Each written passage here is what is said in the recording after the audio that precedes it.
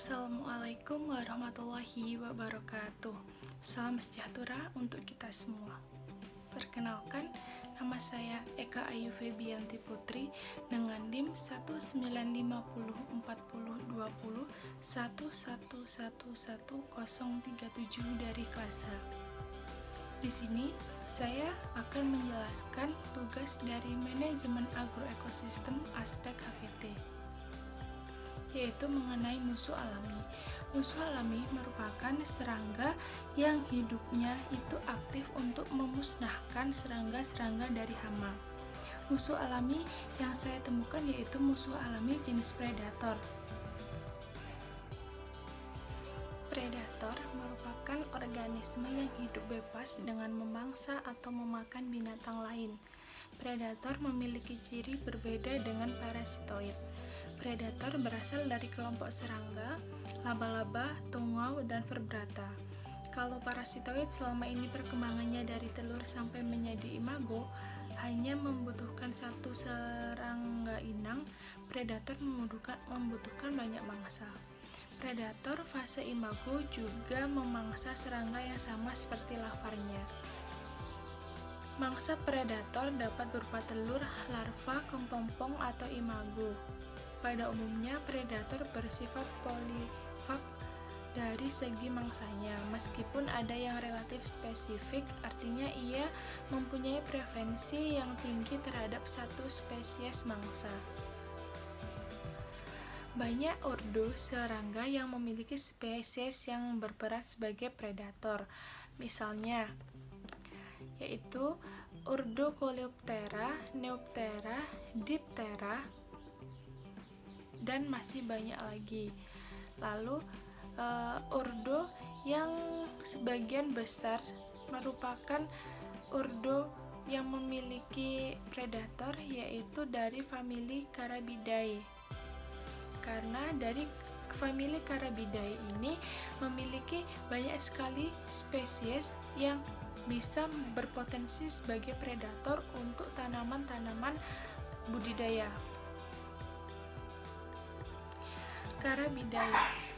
Carabidae umumnya disebut kumbang tanah adalah sejenis kumbang dengan famili besar. Carabidae dengan lebih dari 40.000 spesies di seluruh dunia.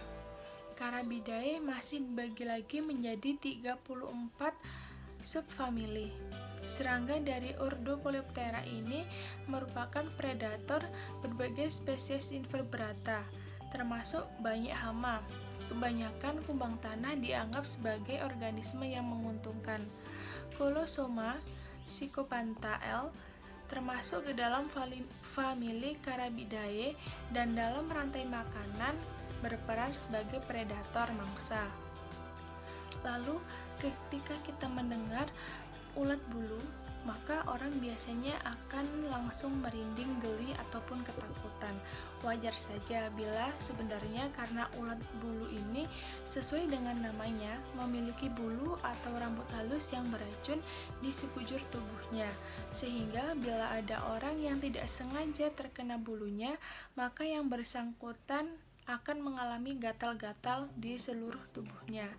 Karena efek bulu ini kelihatannya tidak ada hewan ataupun serangga lain yang bisa mampu untuk memakan ulat bulu ini. Namun ternyata di alam bebas ulat bulu ini tetap memiliki musuh yang memakannya. Salah satu hewannya adalah kumbang Salomo Piscopantha ini. Kumbang Salomo Piscopantha ini memangsa dan sebagai predator dari ulat bulu ini. Maka tak heran jika masih ada predator yang bisa memakan ulat bulu ini. Kumbang Calosoma ini hampir menghabiskan seluruh hidupnya di permukaan tanah yang memiliki kaki panjang yang kuat sehingga mereka bisa bergerak dengan sangat cepat saat berada di permukaan tanah. Kumbang tanah Salomo Piscopantha ini memiliki siklus metamorfosis sempurna, yang berarti mereka menjalankan 4 pertumbuhan dalam siklus hidupnya. Yang pertama yaitu telur, yang kedua yaitu larva, yang ketiga yaitu kepompong, dan yang terakhir yaitu dewasa. Kumbang betina yang baru saja melakukan perkawinan akan meletakkan telur-telurnya di tanah pada bulan Juli, dan seminggu kemudian telur-telur tersebut menetas menjadi larva. Jumlah telur yang dikeluarkan kumbang tanah Calosoma picobantha ini sangat bergantung pada kondisi lingkungannya, di mana bila ulat makanannya melimpah di alam ini, maka jumlah telur yang akan dihasilkan oleh kumbang tanah Calosoma picobantha ini akan melimpah. Layaknya kumbang dewasa, larva kumbang tanah picobantha ini juga hidup dari memakan ulat dan kepompong ngengat. Larva kumbang Calosoma picobantha ini memiliki bentuk seperti kelabang yang berwarna gelap, namun kakinya hanya berjumlah 3 pasang. Kumbang tanah Calosoma picobantha ini bisa memiliki siklus hidup yang panjang yang sampai hampir 3 tahun, dengan ukuran terbesar dari kumbang tanah ini yaitu 3,5 cm. Tadi kita telah menyinggung mengapa ulat bulu itu bisa dimangsa oleh kumbang tanah Calosoma picobantha. Jadi, karena kemampuan dari kumbang tanah Calosoma picobantha untuk memakan ulat bulu, maka kumbang ini disebut sebagai pemburu ulat bulu. Lantas timbul pertanyaan dari kita semua, bagaimana bisa kumbang ini memakan ulat bulu tanpa khawatir akan racun yang berada di seluruh bagian tubuh ulat bulu tersebut? Jawabannya terletak pada cara makan kumbang tanah ini.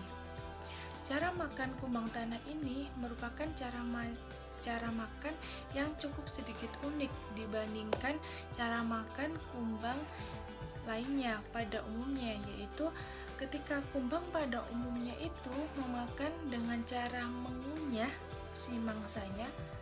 Beda dengan kumbang tanah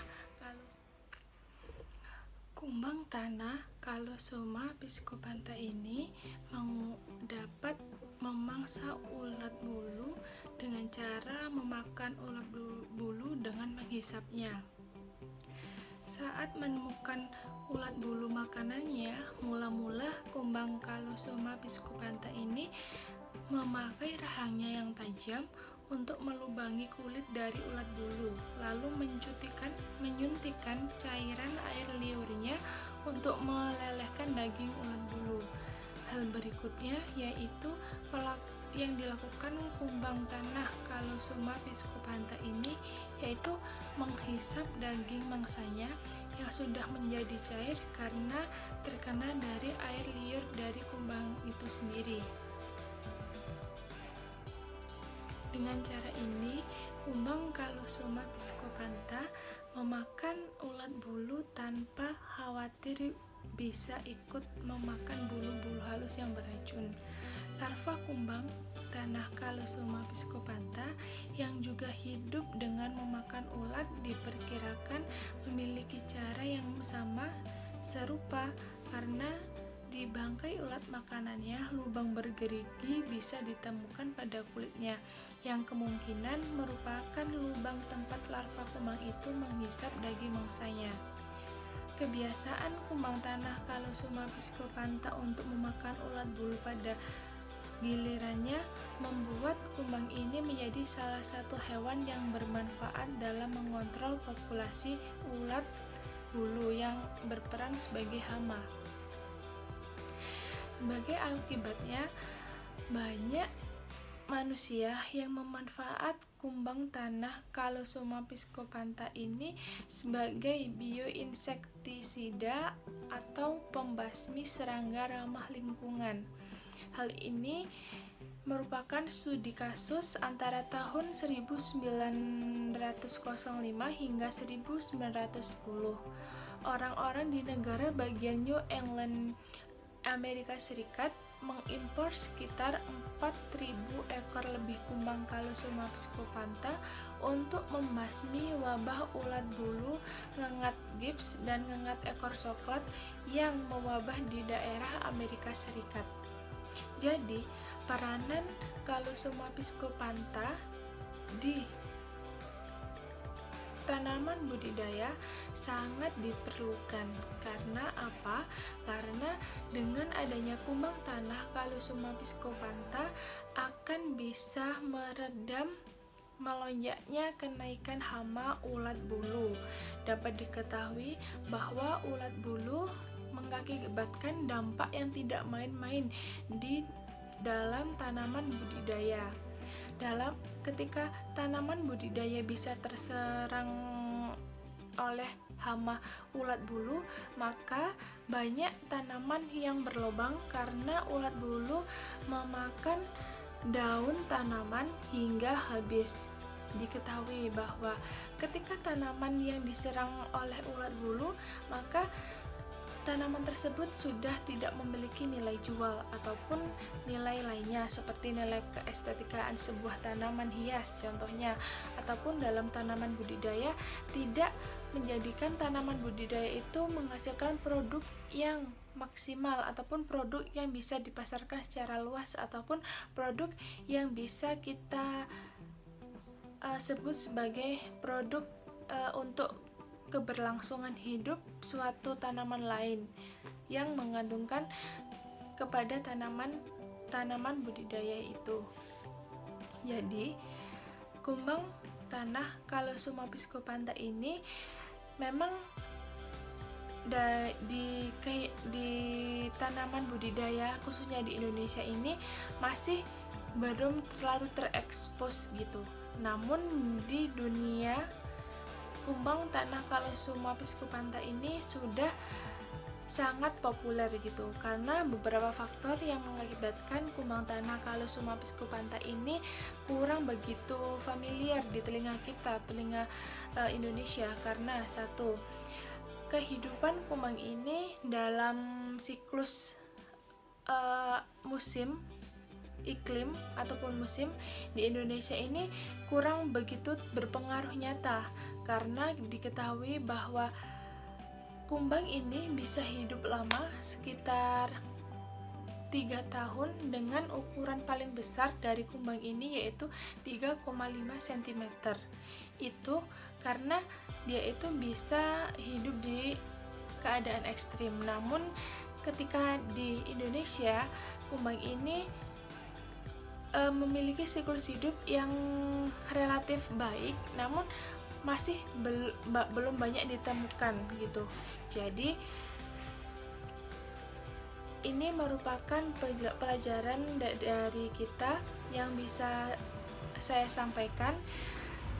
Semoga bisa menjadi tambahan wawasan buat kita semua bahwa ada salah satu predator atau musuh alami yang berkembang, yaitu musuh alami jenis predator kumbang tanah Calosoma piscopantha. Sekian yang bisa saya sampaikan. Bila ada kurang lebihnya, saya memohon maaf. Wassalamualaikum warahmatullahi wabarakatuh.